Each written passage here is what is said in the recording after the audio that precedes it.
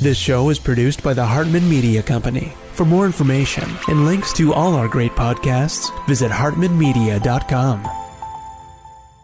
Hey there, Jason. Thanks for reaching out. What can I say? My life has truly been changing here since I joined your network. We just covered so much more in depth that we did not do in Jacksonville, especially that mortgage side. My wife was really impressed with that. Thanks again, and I look forward to continue nurturing this relationship and overall just awesome experience. Welcome to the Creating Wealth Show with Jason Hartman. You're about to learn a new slant on investing, some exciting techniques, and fresh new approaches to the world's most historically proven asset class that will enable you to create more wealth and freedom than you ever thought possible. Jason is a genuine self-made multimillionaire who's actually been there and done it. He's a successful investor, lender, developer, and entrepreneur who's owned properties in 11 states, had hundreds of tenants, and been involved in thousands of real estate transactions. This program will help you follow in Jason's footsteps on the road to your financial independence day. You really can do it. And now, here's your host, Jason Hartman, with the complete solution for real estate investors. Hey, welcome to episode 2105, and our guest today will be none other than Mike Maloney. Now, you've certainly heard his name. You've probably seen some of his content out there. He's written several books, and he is an expert on gold. I hung out with him at a recent collective event where we had him as a speaker in the Bahamas, and he will be here today to share some great knowledge with you. Now, as you know, I'm not a super big gold bug. I think gold is good to have a little bit of that as insurance. However, I really like to arbitrage inflation. And one of the things these gold experts can teach us about is they really have a good handle on all of the arguments and all of the understanding about inflation and fiat money and preserving wealth. So we will get into a good discussion with Mike today, and we'll have that in a couple of minutes. Well, it's no secret that since the creation of the Federal Reserve, the dollar has plummeted in value in terms of inflation and in terms of its spending power. So what do we do to protect ourselves from this? Well, my favorite strategy is the one I've been teaching for 20 years. I actually trademarked it many years ago because this one has brought me a lot of notoriety, and it's none other than inflation-induced debt destruction. So we are effectively shorting the dollar when we look at investing in precious metals, when we look at using mortgage debt and packaged commodities investing, which is what real estate investing really is. When we use that against inflation, it basically puts us in alignment with the two most powerful forces the human race has ever known, governments and central banks. And these forces are so powerful that we want to just kind of ride on their coattails and make sure our investments work really, really well. So the big spenders running the government, these could be anybody at the current moment. It's Joe Biden and Janet Yellen, but there have been many others throughout history, and there will be many more to come. Why? Why does this business plan make so much sense to politicians? Well, of course, they want to stay in power. They want to be reelected. And the way they do that is by giving out the goodies. So the government finds itself in a predicament. And as I've talked about for many, many years, they basically have 6 ways to get themselves out of this mess. Number 1, they could default on their promises. This is very politically unpopular. If they go through austerity measures, we've seen what happens in Europe and different places around the world. Riots in the streets. The peasants become very unhappy with austerity measures, whether it be cutting back on any government program. And boy, folks, if you think that the young people are paying for your retirement, guess again. It's just not going to happen. They simply can't tax them enough to pay for the problem that has become so big. They could raise taxes, right? That's one argument. But think about it. Just do the math on this. The GDP of the entire country is about $26 trillion a year. The federal government's total revenue, not just from taxation, but total revenue is about $4.7 trillion a year, and the government spends well over $6 trillion a year. And the government's unfunded promises into the future, there's debate on this, but it's anywhere from 60 to $220 trillion. So just do the math. If you taxed everybody at a rate of 100%, I think everybody would pretty much stop working if you taxed them at 100%. If you said, look, at every dollar of value that's created in the US economy every year for the next 10 years, just as an example, we're going to take that from you. All of you citizens can't buy food, you can't buy clothing, you can't buy housing, you can't buy anything, right? We're going to take 100% of the value you create. Okay, over the course of 10 years, now this is not adjusting for inflation or changes in sizes to the GDP, of course, we get that, right? But simplistic example, right, over 10 years, that would be $270 trillion. And the government will continue to have its deficit of nearly $2 trillion, and it'll continue to make more and more promises it cannot keep going into the future. So there's no way out of this by taxing. Taxing will not work. That's simply not the plan. And of course, we've got Arthur Laffer coming up on the show. He's the creator of the Laffer curve that became very famous. I interviewed him, and we'll play that interview maybe for you next week. So we know that the more you raise taxes, the more you suppress economic activity. So taxation will not work. It simply will not solve the problem. Okay, the government could sell off its assets. It could have a yard sale. Years ago, we all heard about selling the ports to Dubai. The Bureau of Land Management sells off some of its land from time to time. The government sells military equipment to countries that later become our enemies, right? That's not a sustainable business plan, but they do it. So this does not work either, right? We could have a yard sale. In other words, we could sell off our assets. That's cannibalizing our assets. We don't want to do that. We could use the military to go extract or steal value from other countries.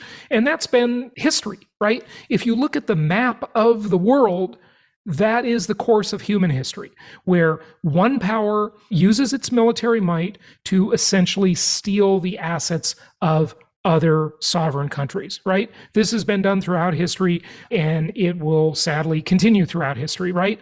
It's happening now. Look at all the war going on in the world. As I've always said, as long as war is profitable, there will never be peace. And the first thing we could do, look, countries are always going to try and take the assets of other countries. People are always going to try and take the assets of other people. I mean, people are fallen. They're terrible, right? It's happens to me every day in business. I can't believe how unethical people are. And you got to do what you can to hold these unethical scumbags accountable, right? But at a national level, at a countrywide level, right? When we look at this phenomenon, it is likely to continue. But the one thing we could do to reduce this is we could get the central banks or the banksters in general out of the picture, because they, as we both know and we've talked about on many prior episodes, they make money financing both sides of every war, of every conflict, right? They make money both ways. They're just complete whores. Okay, I just got to say it, right? They go wherever they can make the profits. And if they were unable to finance these wars, there would be a lot more peace in the world. But sadly, we have what we have, right? So technological innovation. This is a pretty exciting time to be alive in terms of technology. As I always say, it's an amazing time to be alive. With all the problems we've got in the world, and there are many, technology is the one hope that might just save us. It might turn us around. We look at biotechnology, energy technology, nanotechnology, and most recently, artificial intelligence, which has really come into the fore. And this year, in terms of AI, is going to be an amazing year. A lot of value is created with these new technologies. But at the same time, it does create unemployment for the first part of that technological change. But as that curve develops, at least with history as our guide, we have never seen any amount of sustainable high unemployment or displacement from technology. People always figure out a way to adapt. Humans always figure out a way to desire more, and technology provides more, and then there are more jobs created, and the pie grows, the economy grows. So technology is a hopeful thing. But the most likely thing, in fact, look at they do all of these 6 things concurrently, right? These all happen really concurrently. But what is for sure, I mean, if you wanted to bet, right, and you went to the roulette table in Las Vegas, Nevada, Las Vegas. I'm not a gambler. Gambling is a scam. Don't gamble. Invest. Don't gamble. But if you went and you put all of your chips on the roulette table on one number, say you pick number 18, right, and you put all your chips there, you probably have a better bet. What are those odds? Like 36 to 1 or something like that? I'm no expert at this, but it's like 36 to 1, I think, or something like that, right? So you're very likely to lose all of your chips in that bet because it is an extreme bet. But look, when you bet on inflation, it's like betting on red, black, 0, and 00 at the same time. You are almost certain to win that bet. At least give it a long enough time, and you are almost certain to win the inflation bet. So that's my bet, and that's why I teach inflation-induced debt destruction. And if you want to learn more about all these concepts, come and mingle with us, vacation with us on our upcoming Empowered Investor Cruise. Just go to Empowered Investor Live for that. We're going to have last call on this really soon, and we're going to be closing the cruise because we have to give Celebrity Cruises the final count. This is a mastermind cruise, and it's going to be great. You know, small group cruise, a lot of knowledge sharing, 2 days of presentations at sea, and then fun vacation, some tax deductibility options for you as well. It's just going to be great. So join us, empoweredinvestorlive.com. Register for the cruise today because we do have to give our room commitment to Celebrity real soon. So as I've taught you before, to understand inflation, we have to understand the difference between real and nominal, between price and value. It's an insidious hidden tax that destroys the power of our savings, our stocks, our bonds, even our equity and real estate, but thankfully destroys the value of our debt. And that's inflation-induced debt destruction that redistributes wealth from lenders to borrowers, from old to young. So learn more about that. If you want to know more about it now, go to jasonhartman.com and just type this long phrase, inflation-induced debt destruction, and you can see all of my prior podcast episodes about it and videos about it. We're going to get to our guest, Mike Maloney, but I want to remind you about our sponsor, Baselane, which is the coolest idea for real estate investors, where basically they've combined banking with really superb banking benefits, high return on your cash that's sitting, with software that is built for real estate investors, with up to 5% cash back on their credit card when you buy home improvement products. It's just a super cool product. I love this idea, and I wish I would have thought of it myself. It's a great idea. So check out baselane.com/Jason for a chance to win a $500 Amazon gift card.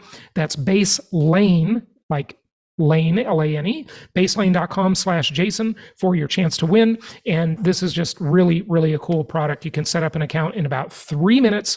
There are over 30,000 landlords taking advantage of this. It's built for real estate investors. And finally, real estate investors have financial products designed for them and software to make doing your taxes, getting all your tax benefits super, super convenient. So whole bunch of opportunities at baselane.com. Check that out, baselane.com/Jason. And let's get to our guest, Mike Maloney, and let's talk about inflation, monetary policy, fiscal policy, gold, silver, precious metals, and where we are going with all of this stuff. It is my pleasure to welcome Mike Maloney. I've been wanting to get him on the show for many years. We've had a couple of people over the years with his organization. He is the author of many things, including his most recent book, The Great Gold and Silver Rush of the 21st Century. He's coming to us today from his home in Puerto Rico. Mike, how are you? I'm doing great, Jason. How are you doing? Good. Mike, the virtual stage is yours, my friend. Okay, so you were asking me to show people some of the charts in the book because you were impressed with several of them. Yeah. And so this empty graph that I've got up here, I've been presenting this since I think, I used to be the rich dad advisor for precious metals with Robert Kiyosaki, and I toured the world with him from 2005 through 2010. And I think I started presenting this in 2009 or 10. But basically, this empty graph here goes from 1895, and we've updated it to take it out to 2025. And the price goes from $0 up to $1.50. And what this is the price of a can of Campbell's soup. And under the gold standard for 73 years, the price bounced up and down from 8 cents to 12 cents, but it stayed in that average of 10 cents for 73 years. And then we left the gold standard. And when we did, the price doubled. And then it doubled again, and now it's doubling a third time. So it went from 10 to 20 to 40 to 80, and now we're on our way to 160. But what I didn't realize was that I had only told half the story. When I was writing the book, the other half of the story occurred to me. And that was what I should have done, is taken this chart and flipped it upside down. So if you look at the scale on the sides, I'm going to change it from being priced in dollars to being, what is the cost? What is the price of the dollar? Not what is the price of Campbell's soup? How much does the dollar cost? Most people don't think this way, but if you are the grocer, if you're standing at the store at the checkout counter, grocer's on the other side, he's trying to buy dollars from you. What's he paying with? Campbell's soup. Right. So this is the price of a dollar measured in soup. And what you see is that it was 10 cans of Campbell's soup, and now the dollar has fallen. It isn't the soup getting more expensive, it's the dollar getting cheaper.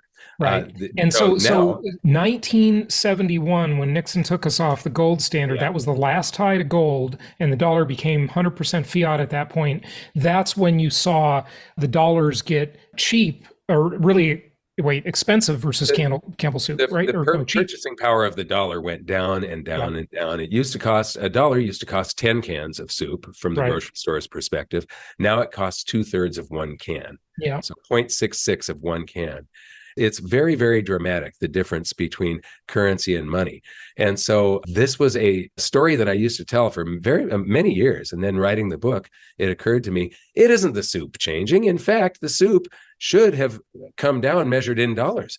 Back in the 1800s, we had steam shovels that would dig up stuff and then put it into horse-drawn carts that would take all of the ore to make that steel can. And then we had to create the steel in those old plants, the number of man hours, and then cut a little sheet of steel and roll it into a cylinder and solder that can together and then fill it with soup and glue the label on and stuff. Now, there's a machine that just goes bam, and there's an aluminum can that is punched out in 1/10 of a second. And then it goes into this production line where it never stops. It gets filled with soup while it's moving. It gets the top crimped on, it gets the label put on. We've gone from many hours of human labor to just a few seconds of human labor to make that can of tomato soup. Yep. And so it should have fallen under a hard currency system, a hard money system. If we were using money instead of national fiat currency, cost of a can of Campbell's soup should be about 2 cents today. Anyway, I just wanted to show you that we've got these massive bubbles in everything, and it's very different this time around than it was back in 2008. This is data from Dr. Robert Shiller, and it's PE ratios. And this is the S&P 500. And what he's done is taken the price of a stock divided by the earnings per share of that stock, the profits of the companies per share. And we've gone into something I call the bubble century. But if you notice, 2008, it was not in a hyper bubble. It came back down a little bit, but it bounced back up since this chart was made. This is from the book.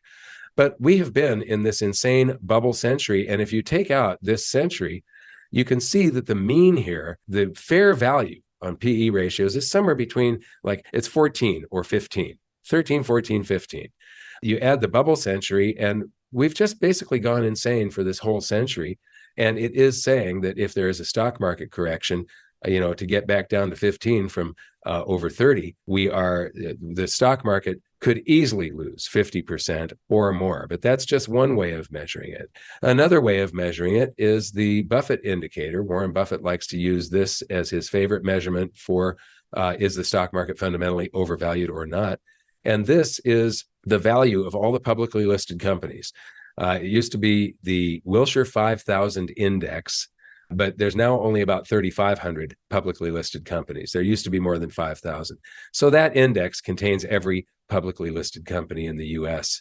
That's on the major exchanges. And what you see here is that in '08, the value of the companies was about 100% of GDP. Today, we're over 200% of GDP. And if you take out this century, you can see that the mean before the bubble century was somewhere around 60, maybe 65, the mean. And I've got proof that this is true in the next slide. But then you add the bubble century, and a lot of people think that like 100 or 120% is okay. And it's not. It's dangerous. So we are in a hyper bubble. And right. But so what's interesting about that, Mike, is that even in these eras where the Buffett indicator would indicate a bubble, Berkshire Hathaway has made a lot of money. Yes, you continue above that making bubble money line until the bubble bursts, and the bubble hasn't burst yet. Right. Yeah. In fact, you make the most cash as the bubble is inflating. That's where everybody gets rich, and then the people that don't exit at the proper time end up giving it all back again. So anyway, I'll go to the next slide, which proves that this is correct. I found a couple of economists in Europe that had done a very extensive study of 17 advanced economies going all the way back to the year 1770. And this is going through libraries and newspaper articles and stuff like that, and finding the value of the stock markets and then adjusting them for, the exchange rates and purchasing power parity. And then this is an interquartile chart. So they take the 17 countries, they eliminate the top 25% and the bottom 25% for every date on this chart, and they only take the middle 50%. That gets rid of the outliers where there was a hyperinflation or a stock market closure for some reason. So this is probably pretty conservative. And the shadowed area is the range of all of those 50% of the countries that they're measuring, of the 17 countries they're measuring.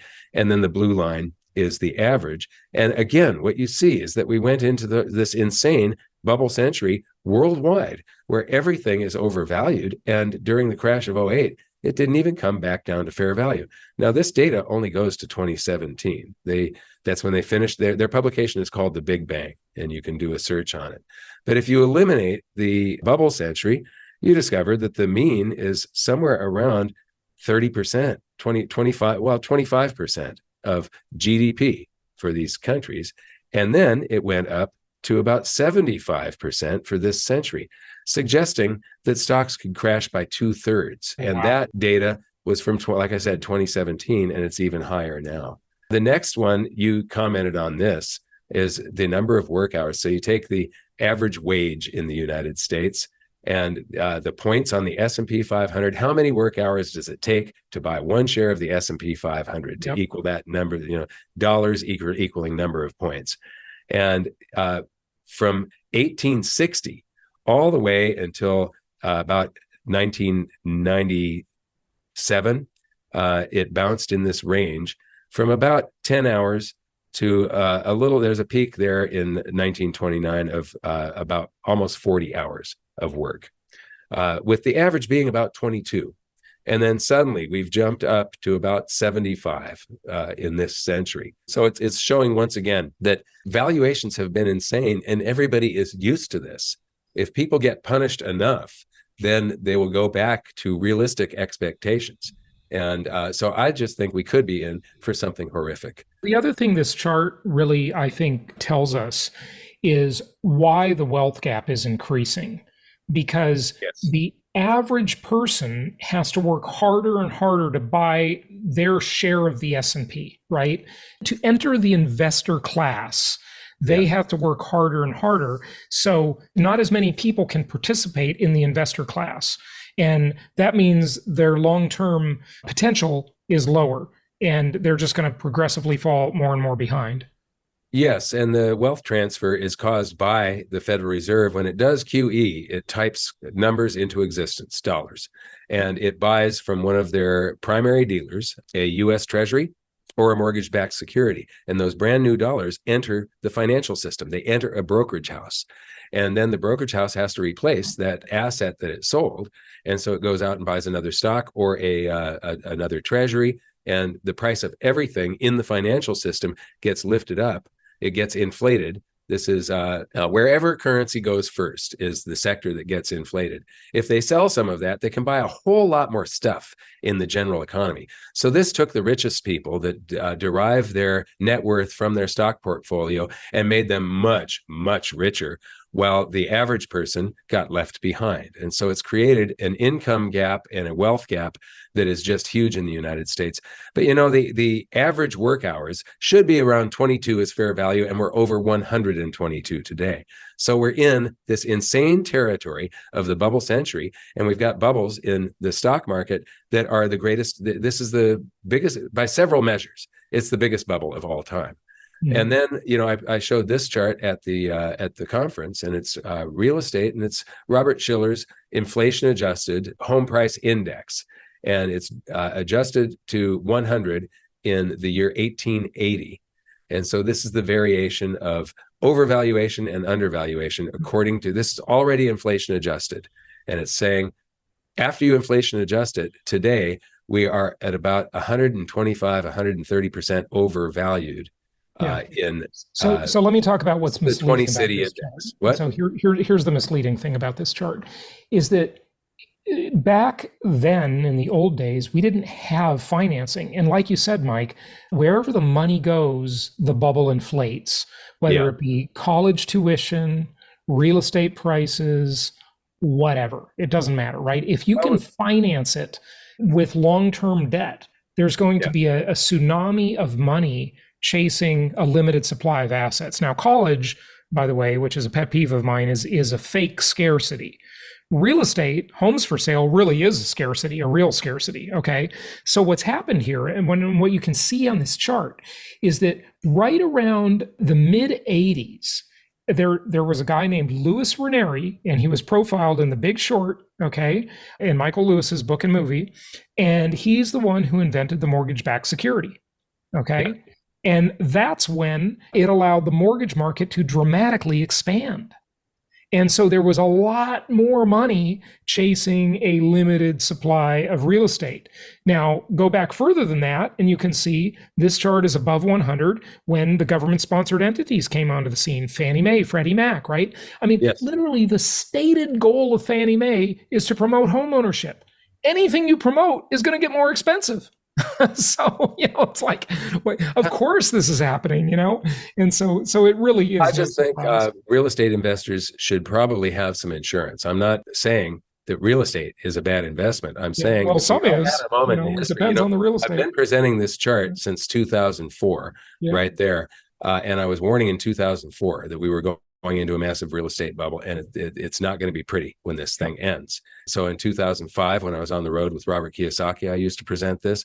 And then, and Robert Kiyosaki would say, real estate's going to crash and all you flippers in the audience are going to get slaughtered. Yeah. So a lot of irresponsible lending caused that. Yeah, absolutely. Yes, irresponsible lending.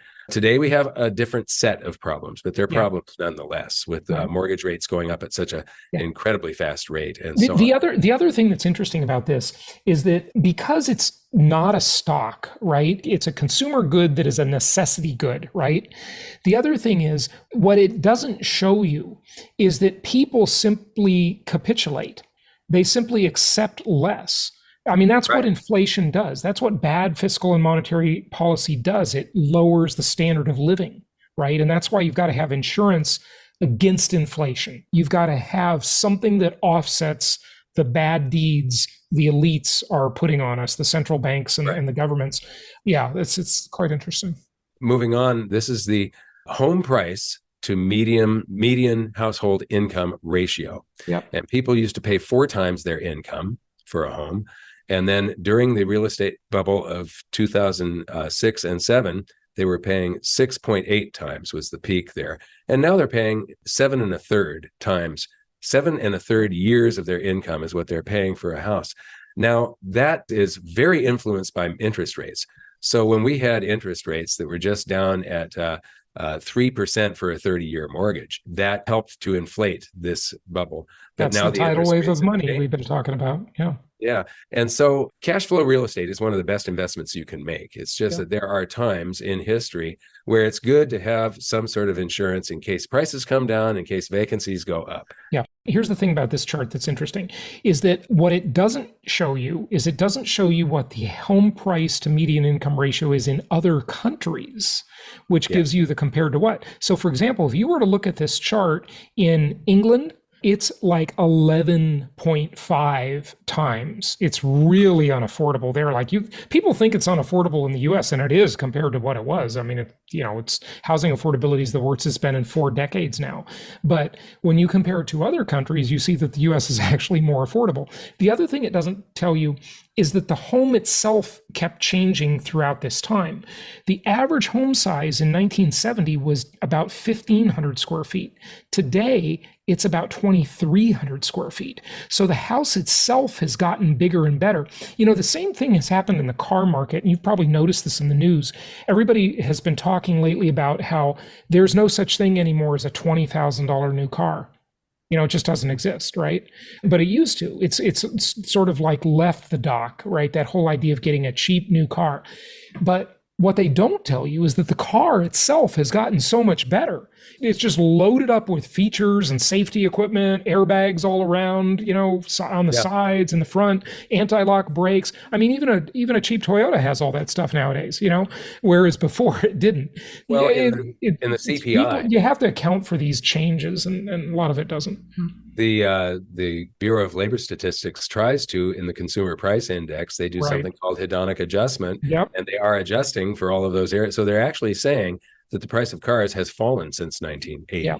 So with hedonic adjustments, and I talk about that a lot, Mike, what's interesting about that? It does have a logic to it, but also what it's saying. Somewhere in between, though. It's not what they say, and it's not. I agree.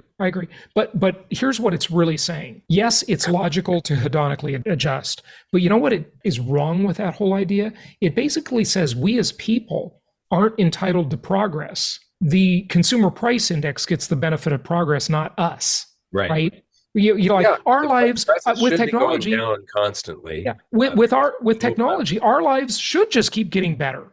I mean, that's the point of progress, right? We're not living in caves anymore. We're living in, beautiful homes, right? That are new and insulated and warm and cool and, when they need to be, and secure. So the index, in my sense, does not get the progress. We should get it, Yes. I absolutely agree. And it is being stolen from us by the way the system is designed. And this is something that this book was 4 years of my life, and I had a team of researchers and an editor. And my researcher and chart maker, Alan Hibbard, put together this graph, and there's a bunch of complex formulas behind it. But this is the 5-year change in GDP divided by the 5-year change in gross federal debt. So you've got the gross domestic product divided by the gross federal debt. And when we used to borrow $1 back after World War II, we would get between $6 and $8 worth of growth in GDP. Now we borrow $1 and we only get back somewhere between 30 and 50 cents worth of growth.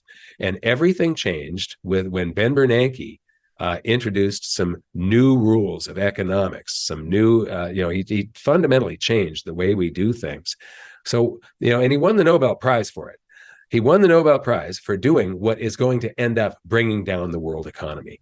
So our politicians are still operating from the old playbook. They think that we can borrow our way to prosperity, and we can't any longer. That all changed in 2008.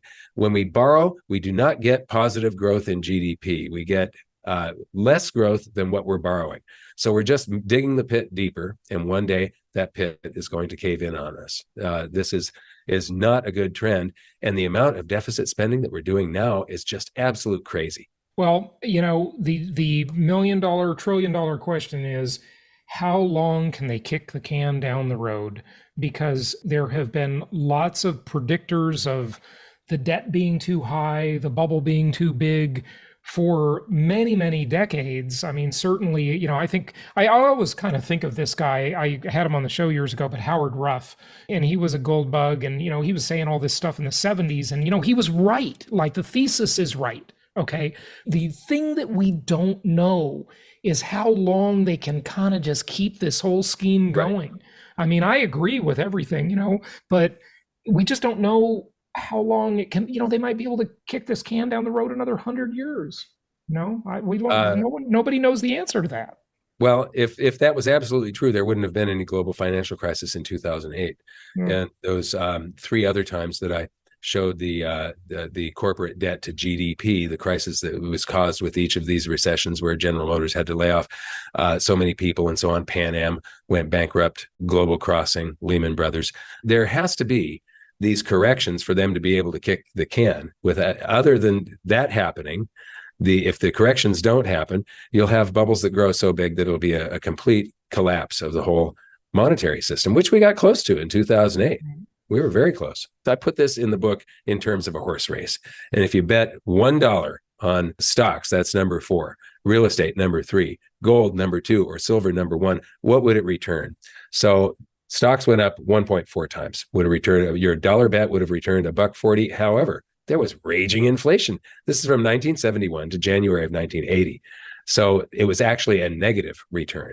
Real estate went up 2.3 times measured in price. And that's a lot for an 8.5 year period that we're measuring here. 8.5 years, 2.3 times increase in price. Except in terms of gold went up 25 times its price. So if you had sold a home August 15th of 1971, when gold was still $35 and we went off of the Bretton Woods system, the gold standard, and bought gold, sell a home, buy gold, and then sell the gold in January of 1980, you could have bought 9 homes with the proceeds. If you had done that with silver, you would have been able to buy 17 homes with the proceeds. So this is basically measuring things the way you were talking about, where you measure one thing against another thing and you eliminate the currency, because the currency is lying to all of us. Do get my book. Go to ggsr21.com. Get a sample for free. It's $19 on Amazon right now. But you're going to learn how the economy works, fundamental economics, monetary history, stuff that will last you the rest of your life. Good stuff. Mike Maloney, thanks again for joining us. Thank you, Jason. Thank you so much for listening. Please be sure to subscribe so that you don't miss any episodes. Be sure to check out the show's specific website and our general website, hartmanmedia.com, for appropriate disclaimers and terms of service. Remember that guest opinions are their own, and if you require specific legal or tax advice or advice in any other specialized area, please consult an appropriate professional. And we also very much appreciate you reviewing the show. Please go to iTunes or Stitcher Radio or whatever platform you're using and write a review for the show. We would very much appreciate that. And be sure to make it official and subscribe so you do not miss any episodes. We look forward to seeing you on the next episode.